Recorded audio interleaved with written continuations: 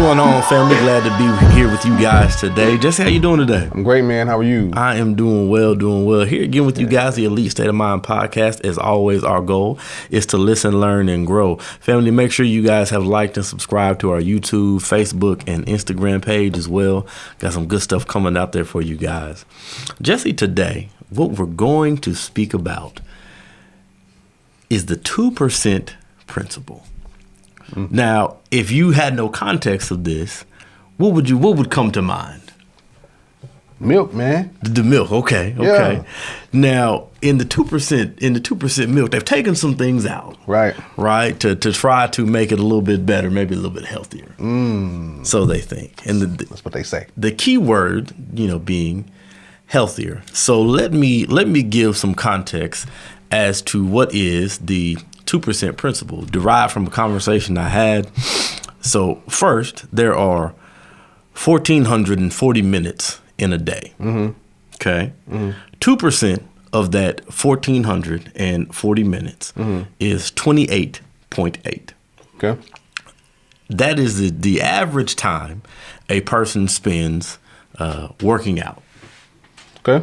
Is that 28.8 minutes? So normally a 30-minute session. About 30 minutes. Right? Okay. You've been training for a minute. Yeah. So is that the standard time kind of for a session, about 30 minutes in the beginning? In the beginning, yeah. Right? Yeah. Now, what this boils down to is if we have that 1,440 minutes in a day, are you worth 2%? Are you carving out 2% for yourself, whether it be to work out, whether it be to meditate, maybe you need a 30-minute nap, or you're taking 30 minutes to learn a new skill, to read a book.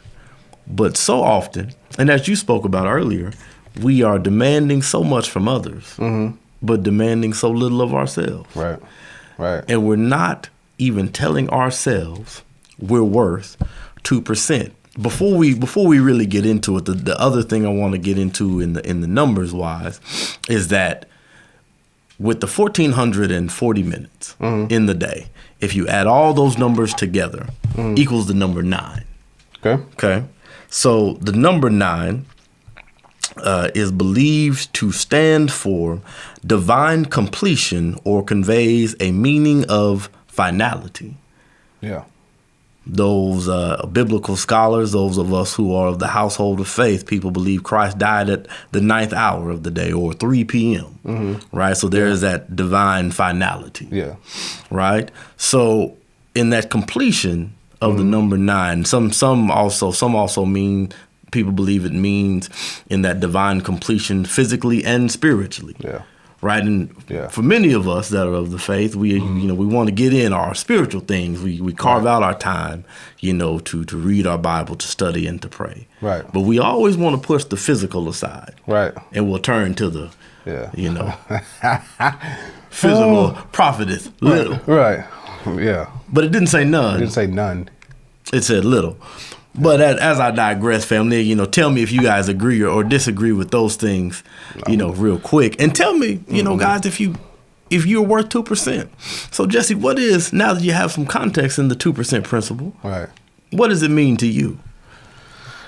Like you said, the breakdown, because in my planner, I have that breakdown, but I have it broken down even further, right? Please share. Because it was for me to understand that so many times we have these different conversations with different people about, I don't have time.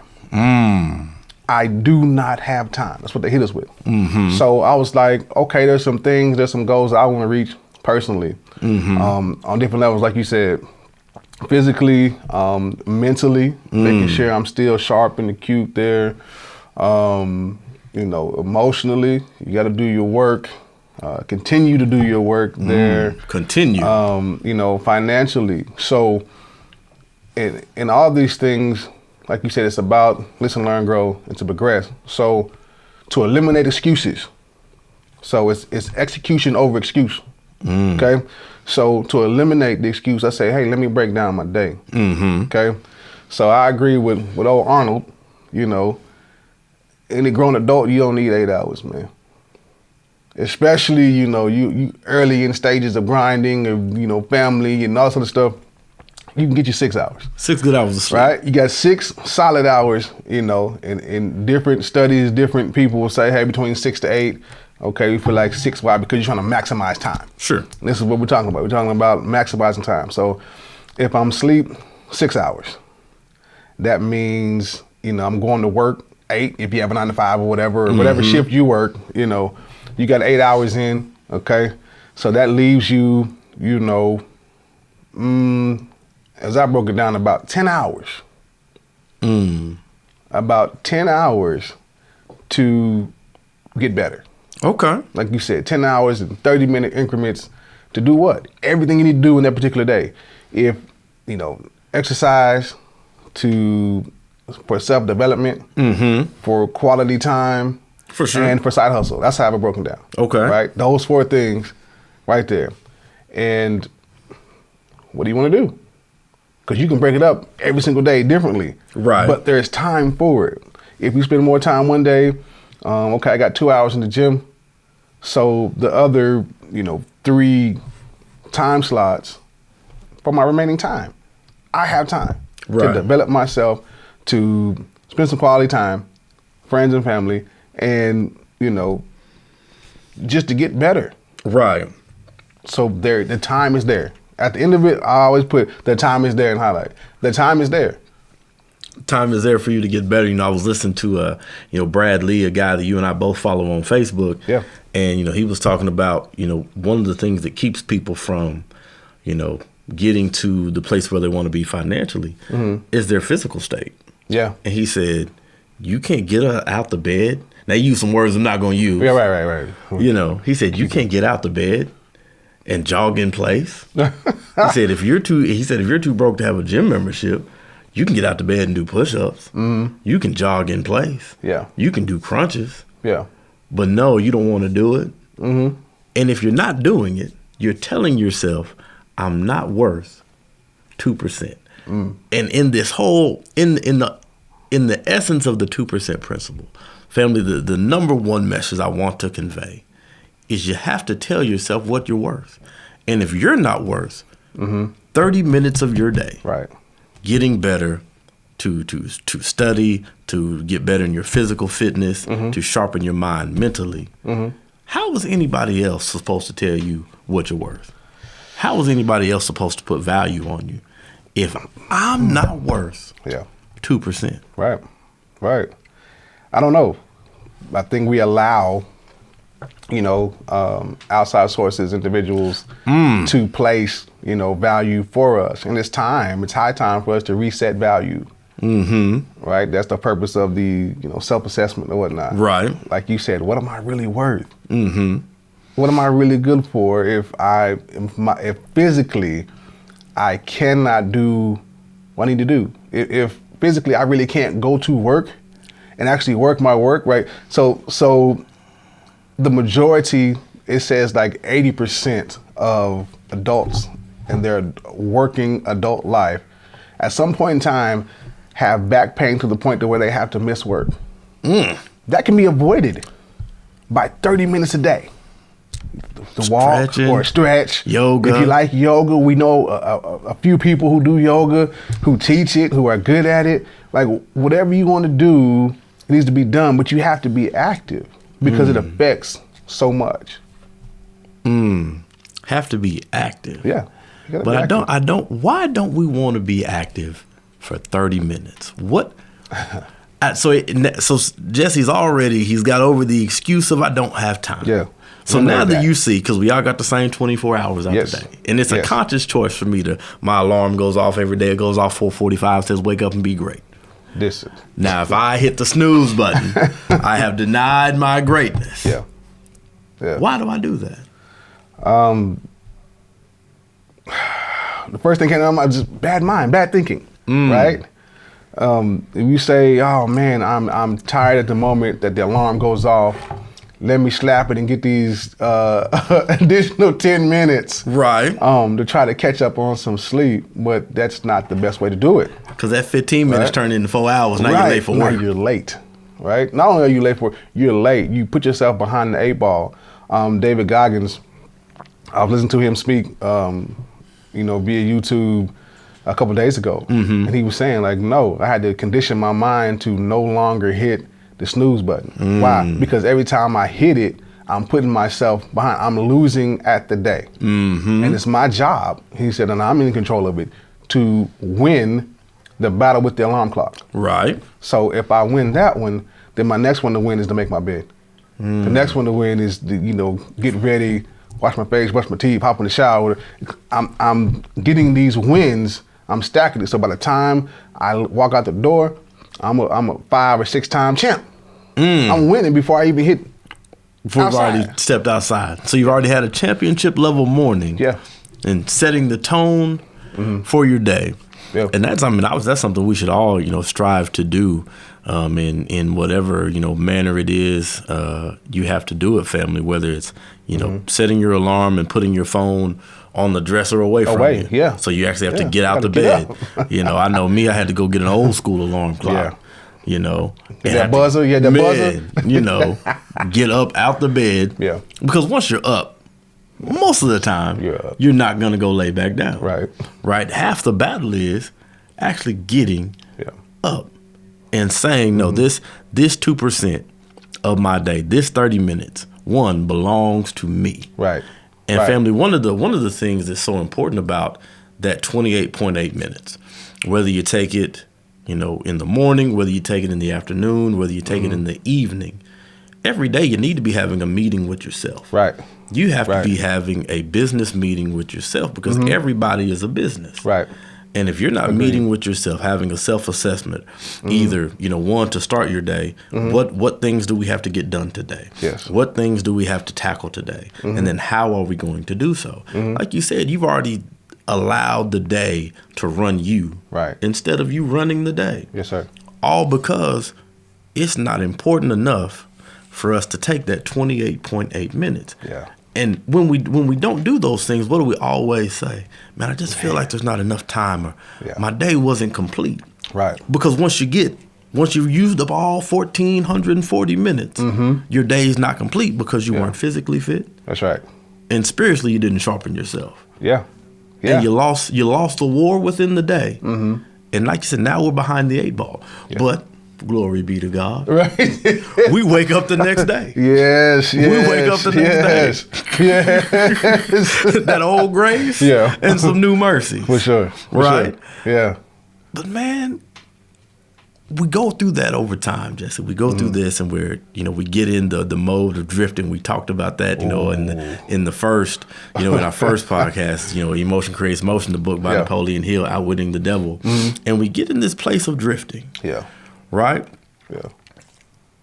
And we never, we compile these losses. And like you said, to talk about what you talk on in the mind frame, we compile these L's, as Shannon Sharp say. We just going to, we going to Club Shay Shay and getting all the hot L's. Yeah. And then we wonder why life is in the mode that it is. Right.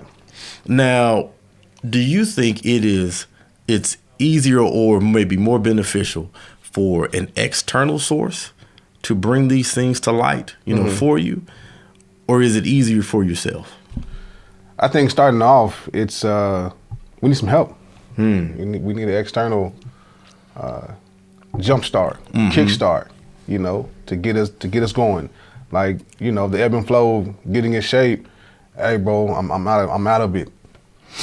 Put me through the paces. Because my mind ain't right. My mind is not where it needs to be in order for me to do what I need to do. Sure. And then not just physically, in all areas of life, we need that. We got to have somebody. Did you pray today?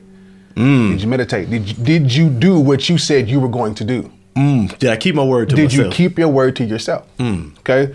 So yes, initially, I do believe it needs to be external. But at some point in time, let me say this, at some point in time, you got to take ownership. And it has to become an internal thing. You have to own the fact that you're trying to get better day in and day out.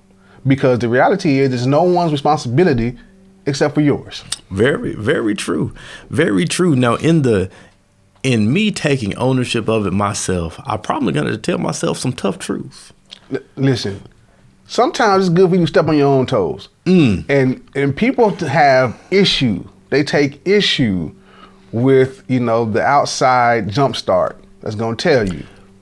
Go ahead, man. And that's the family. We have to get to a point where we are mature enough that when someone brings you a constructive piece of criticism, and not just a criticism, if somebody's telling you, hey, I love you enough, I want you to get better, I want to see you succeed. Yeah. Whether it is, hey, I need you to be healthier, or hey, you should read a couple of these books, you should maybe tune into this podcast, or maybe you just need 30 minutes of silence. Right. in your day to gather your thoughts. Yeah. But then we, at that very second, because somebody says I should do something outside my norm, oh, you've attacked me. Right. Oh, my God. You've told me I wasn't anything. You've told me that what I was doing wasn't enough. Right. Family, I might sound rude, but if that's where you are, you need to grow up. First, you need to shut up. Yeah. Secondly, you need to grow up. I like that. Because you cannot learn from speaking. Ooh, can you say it again? You cannot learn from speaking. No. The things that I have learned, that I have taken in, I learned from listening. Him that have an ear. Yeah. Let him hear what the Spirit says. Yeah. Sure. If I'm not mature enough in my physical, mental, spiritual. To listen to somebody else. Like I never forget family. So when I was, living over in the Commons here in Norman, and I needed to get healthier, my bro was like, well, look at your shopping cart. You got all the pork chops. You got the 10-pound bag of potatoes, the gallon of milk. You got all the little Debbie snacks. Not just the oatmeal cream pies, but I had the Cosmo brownies, the oatmeal cream pies, the honey buns. Oh, he had the goods. Yeah, I had it all, right? It was good stuff. And bro's like, well, if you feel like trash, it's because you're eating trash. Yeah. And my grocery cart was filled with nothing but garbage. Yeah. But then once I said, oh, okay, because at first I was like, nah, I'm eat this how my parents always ate. Yeah. Oh, Lord, I just feel so bad. And I had to make a shift.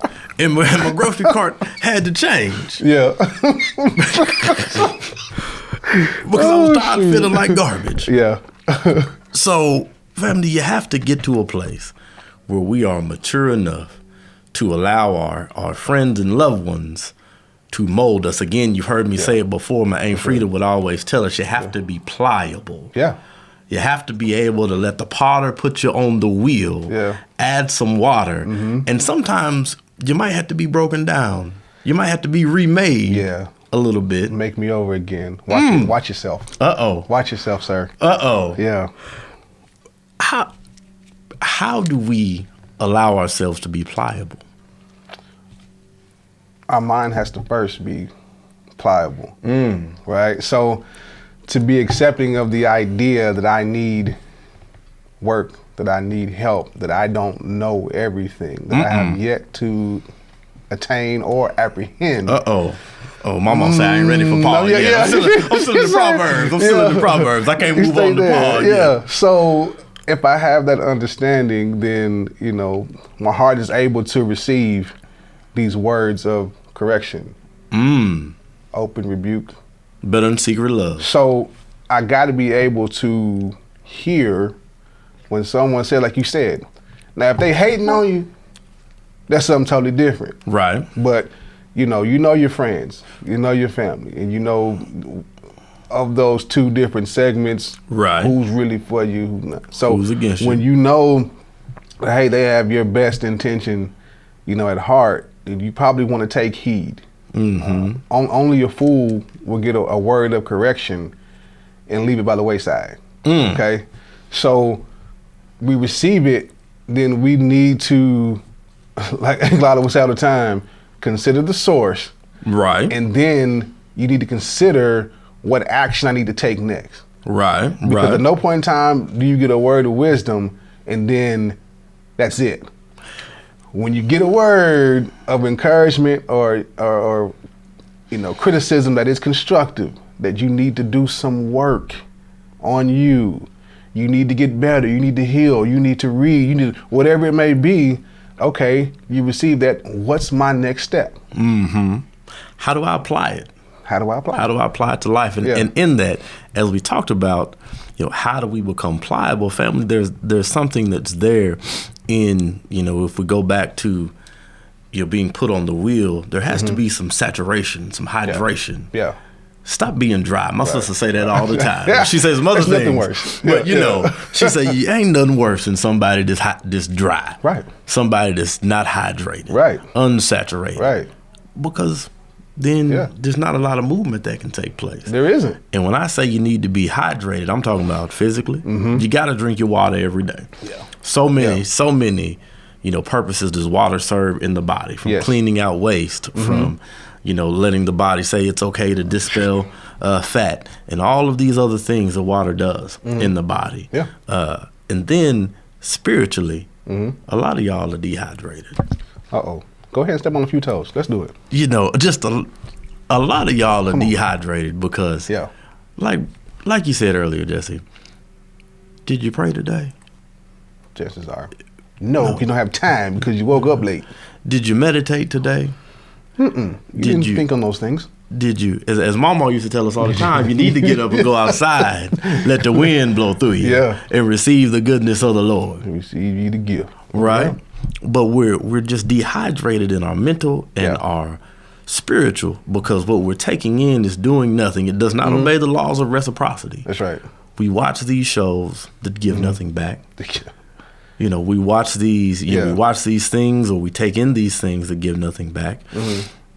And then we wonder why, when something has sucked all the hydration out of us, we have nothing left, and we just feel run down. You got spiritual cramps and mental cramps and emotional cramps because you dehydrated. Yeah, it's a problem. We'll get on that. We'll get on that in another one, the hydration, of people. But how do we really take the 2% principle and say, I'm going to take this 30 minutes so that my day is complete, and make sure that we apply it to our life? Like you said, it's the application of the wisdom and knowledge that we obtain that is so important. I think is not try to do everything at one time. Okay. Take some steps. Yeah. So you got a spiritual, you got an emotional, you got a physical, you have a mental, you have a financial. Right? So other 5 areas you got to pick. Okay, so let's say, for instance, we're going to start with the physical. I got 30 minutes a day. I can look at my schedule, get a planner. Man, get a planner. Yes. Get a planner. Be an adult, get a planner. Yeah, you need to schedule your day. Like how many grown folks do we know that just allow the day to run them? Like, that's the purpose of the planner. Probably 90% of people do right? That. And then they look at you like you crazy.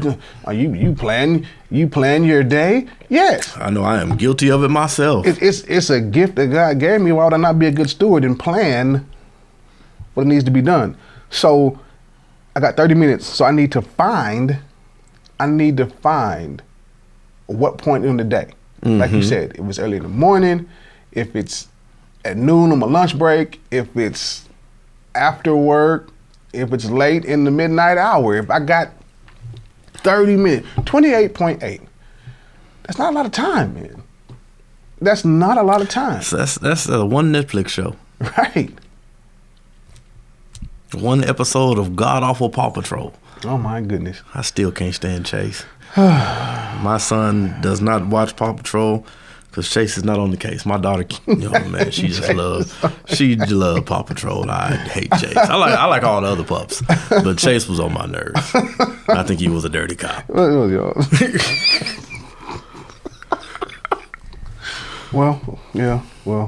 we're gonna pray for Chase. Yeah, so in making sure that first we plan out the day, and then taking the action to do so. Now, if it's, like you said, in all these areas we have, what is the importance of, you said some external. Now, if somebody brings this to you once, right? And then, okay, so let's say they bring it to me once, and then I go, okay, I need to do that. So I go get my planner. I planned out my day. Is there an importance on having somebody to mentor you in these areas, and maybe studying them and see what has brought them success? Yes. What can we learn from these individuals? How to get it done. Okay. We learn how to get it done. We learn how to structure it. Like somebody has to show you the way, right? That's the whole point of, discipleship. Somebody has to show you the way, and I think, I wrote about it some time ago that definitely as men we've gotten away from the aspect of allowing somebody, a successful man, somebody we look up to actually mentor us along the way. We always feel like, I'm a man, I got to get it out the mud, I can do it my own way. Right. But how much further along would we be if we would execute and work under the guidelines of humility and allow ourselves to have a mentor, somebody that we know for a fact their life shows success, their life shows abundance, their life shows prosperity. We're not just talking about financially. Right. We're talking about how they relate to other men, how they relate to, their family members and friends, how they relate to, how they work. That is success. Not just, there are a lot of, we're not gonna get too far into it, but there are a lot of dudes that just feel like if I go to work, that's it. I'm the man, and you're missing the whole essence of manhood and everything that comes along with it. But we'll get into that later. More things that encompass it than just the providing part. Right. Who have been some of those mentors for you that stuck out to you over time? Oh man, I got a bevy of uncles like that throughout the years, which is why I'm so blessed and fortunate that throughout the years, at different points and times, they've been able to step in and just steer the direction, and as I've gotten older, I've learned the importance of doing so. Like as a younger kid, a younger man, stubborn, hard-headed. So for sure. I'm like, man, I'm finna go my way. Stop talking to me. Right. Get out of my life. Right.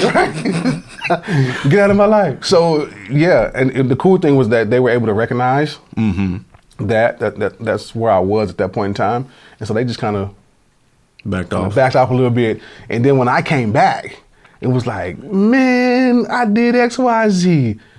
I was a fool. And they were like, yeah, but you had to go through that particular, journey or whatever. So I mean, it was cool because like now you got me thinking back about it, like, just able to see just some of the older like great uncles and, grandfather and all that. Just be able to see how they would carry themselves, the importance of working, not being afraid to work, because I think there is the real pandemic is, some men today don't feel like it's necessary. I can't even really call them men, but very true. Some males today feel like it's not necessary to work, and that they should allow the woman in their life to take care of them, whether it's their mother, or their sister, or their aunt, or their significant person. No, sir. Not gonna cut it. No, sir. No. You gotta give them the lead course, so not so fast, my friend. Yeah, for sure. So in that mentorship, like you said, now that we have, there's been an establishment of those things. What were some of the things maybe you took that then you made your own? I think I was able to see through all of them, like the importance of how they related to one, work and the family relationship, like that particular thing. Because early on we're just trying to establish yourself as a young man, so you got to work. You're trying to get it. Right. I'm not understanding that the true work is you relating to others. The true work is working on yourself to become the highest level of yourself that you can be. Right. In all of these areas. So I think, for instance, like my Uncle Lanier, he's done a great job of making sure family is together. Right. Reaching out to his siblings and making sure that there's still some events that we're gonna get together, celebrate birthdays, celebrate this, just off of whatever, for whatever reason, we're gonna make sure that you know one another, that you know who each other are, and that's important. That's important. Because once they dead, like Mama say, when you're dead, you're done. You're done. That's then that's the end, and you can't gather up no more. Right. Not like you used to after those times. Yeah. what is the importance of now that, we have, come to these things and we've taken and we've molded some things? Because obviously we're not the younger cats at the family gatherings anymore. No. No. You recently turned 40. Yes. Praise the Lord. Man, praise God. That's crazy. So now that you have, obviously you went through your 20s, you navigated your 30s. Oh. Now being 40, what is the approach that we use in continuing to grow ourselves and applying this 2% principle, but then also in the mentorship and helping younger people, maybe not fall prey to some of the things we did. I think just being available, being emotionally available and spiritually available. I think shout out to my siblings, man. They did a good job of just making me aware that for some time I hadn't been very available. Okay. And my lack of availability also stunted my own personal growth. So it came full circle, being able to take some constructive criticism and then do something with it. But I think that's major, just to let them know, those who are younger than us, that we're here, that we're not going to just press what we know, what we've been through upon you, because I think that that might have happened to us a little bit. Yeah. But just know that we're a resource, and do like we said. Hey, the law of reciprocity. I need to be reaching out to you a little bit. Okay. And vice versa. But also to understand, like, if you don't reach out, okay, I'm gonna let you ride. I'll check in with you every now and again, right, but I'm gonna let you ride until that's something that's important to you. So, just making sure that they know that we're available. Right.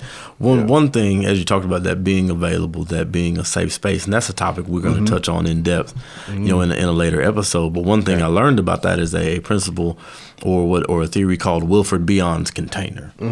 And basically it's just when somebody needs to come and dump their emotional being into something, you need to be able to be William Bion's container and let that person do so. But we'll get into that a little bit later. Yeah. The last question I want to ask you, Jesse, how do you first make sure you determine you're worth 2%, and then once you do that, maybe not the last one. Let me go here. What are the dangers of you taking some shaky advice from somebody telling you you're not worth that 2%? You're not worth going to work out. Yeah. You don't need to go work out. Yeah. You don't need to read those books. Yeah. I think the danger that is there is that, again, you can't become everything that you were created to become.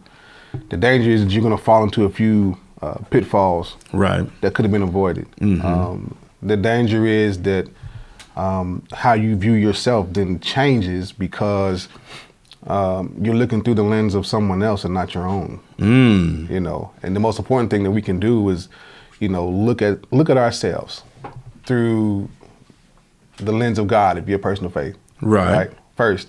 And then through your own lens, right? And we got to get our lens in line with His. Right. We got to go see the eye doctor. Uh-oh. We got to go make sure that we're seeing clearly, that our vision has been corrected. Or you're looking through muddy water. Seeing dry land. See dry land. Make sure that, we can see ourselves as we were made. Fearfully and wonderfully made. In the likeness and in the image of a living God.